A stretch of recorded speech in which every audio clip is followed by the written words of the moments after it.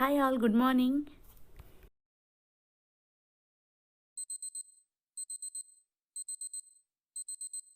এটা আমার ছেলে লিও। তো আজকে আমি ব্লগটা একটু ওকে দিয়েই শুরু করলাম। অনেকেই বলেছে ছেলেকে দেখাতে, তাই আমি দেখাচ্ছি আজকে আমার সকালবেলা ছেলের সাথে কাজ কী থাকে। তো প্রথমে ঘুম থেকে ওঠানো। আমার ছেলে আবার সকালবেলা সাধনা সঙ্গীত না শুনলে ওর হয় না, তাই জন্য সকালবেলা এই সঙ্গীত শুনেই ও ঘুম ভাঙে। এটা ওকে ওর বাবাই শিখিয়েছে। তাহলে সকালবেলা ব্রেকফাস্টের সাথে আমি প্রথমে ওকে বই নিয়ে পড়তে বসাই, তারপরে বাকি কাজ আমি সমস্ত কিছু শুরু করি। ব্রেকফাস্টের সাথে আমি ওকে পড়াই।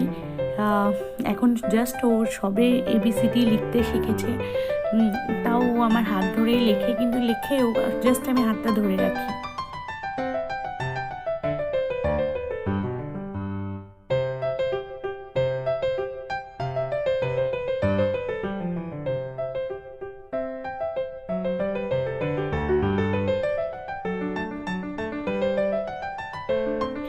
তাহলে লিখলো হচ্ছে লিও মা বাবা, এটা আমি শিখিয়েছি লেখানো।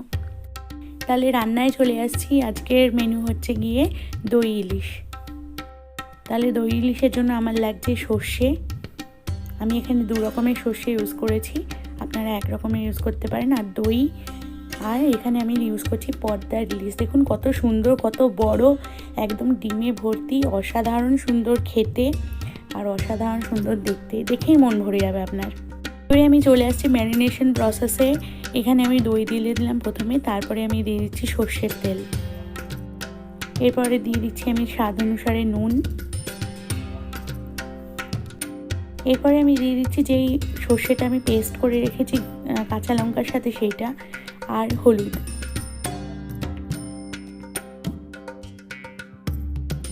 এরপরে আমি ভালোভাবে এটাকে মাখাচ্ছি ইলিশগুলোর সাথে।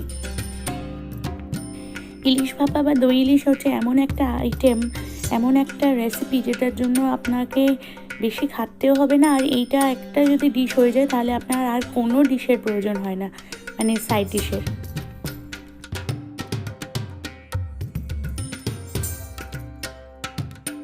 এরপর আমি এটাকে ঢেকে রেখে দেবো ফর 1 আওয়ার। আপনার কাছে যদি সময় না থাকে আপনি আধ ঘন্টাও রাখতে পারেন।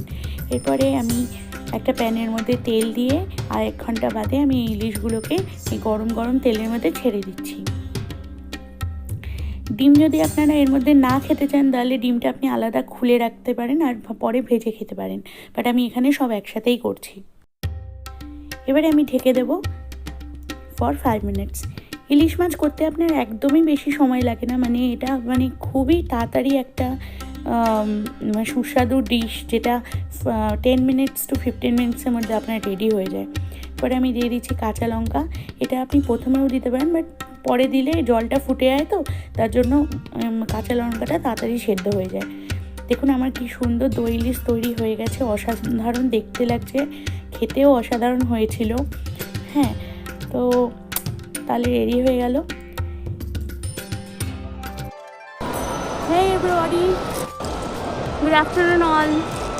Welcome back to my channel, my lifestyle with Momita. এখন ঘড়িতে বাজে ঠিক 3:30। আমি চলে এসেছি আন্ডেল মার্কেটে। আজকে দারুণ ভিড়।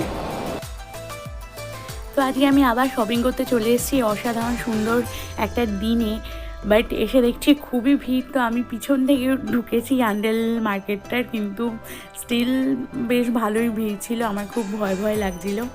যাই হোক, এবারে আমি ঢুকে গেছি ডিজনিল্যান্ডে। অসাধারণ সুন্দর সুন্দর, আপনার যদি ছোটদের জিনিস খুব ভালো লাগে তাহলে এখানে এসে আপনি সমস্ত জিনিস পেয়ে যাবেন। দেখুন কত সুন্দর সুন্দর জামা, সুন্দর সুন্দর খেলনা পাওয়া যায়, মানে আপনার মন ইভেন ভালো হয়ে যাবে এখানে এসে। অসাধারণ সুন্দর এই খেলনাগুলো দেখে, ড্রেসগুলো দেখে, বা এর যে মাগ আছে বা টেডি বিয়ার্স আছে, খেলনা আছে, মানে দারুণ একটা মানে এটা শোরুম, অসাধারণ সুন্দর।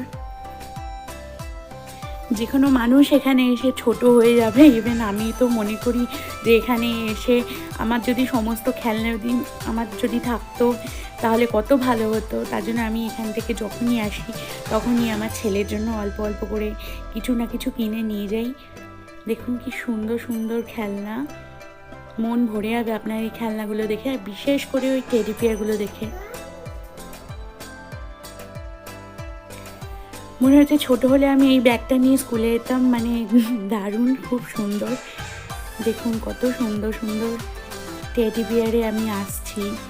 দাঁড়ান একটুখানি, হ্যাঁ এই যে টেডি বিয়ারগুলো দেখুন কত সুন্দর সুন্দর আর খুব সফট, মানে এত সফট টেডি বিয়ারগুলো, মানে দারুণ, অসাধারণ। মানে প্রত্যেকটা বাচ্চার জন্য এটা খুব ভালো।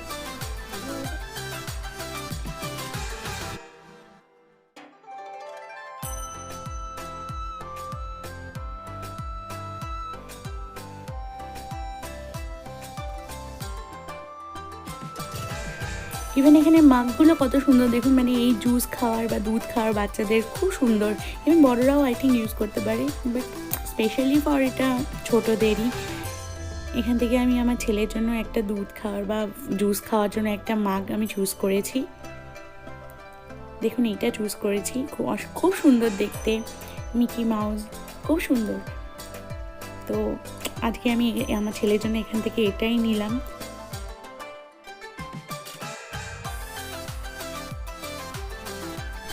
তারপরে আজকে আমি চলে গেলাম আবার এন্টারটেইনার বলে একটা শপে, সেটা হচ্ছে খেলনারই সেম। আজকে আমি প্ল্যানই করে এসেছিলাম যে আমি খেলনার দোকানগুলোতেই ঢুকবো আর মানে খুব খেলনা দেখবো আর কিছু কিছু কিনেও নিয়ে যাব। তো আমি কিছু খেলনা তেমনি কিনিনি এখান থেকে আমি জাস্ট ছেলের জন্য একটা ড্রয়িং বই কিনে আমি এখান থেকে চলে যাব। এখানেও প্রচুর খেলনা পাওয়া যায়, আমি জাস্ট এখানে কালার বুকটাই নেব। তো কালার বুকটা আমি দেখছি অনেক ভ্যারাইটি রকমের কালার বুক আমি পেয়েছি, কিন্তু এটা আমার বেস্ট লাগলো, তার জন্য আমি এটা একটা নিলাম ছেলের জন্য।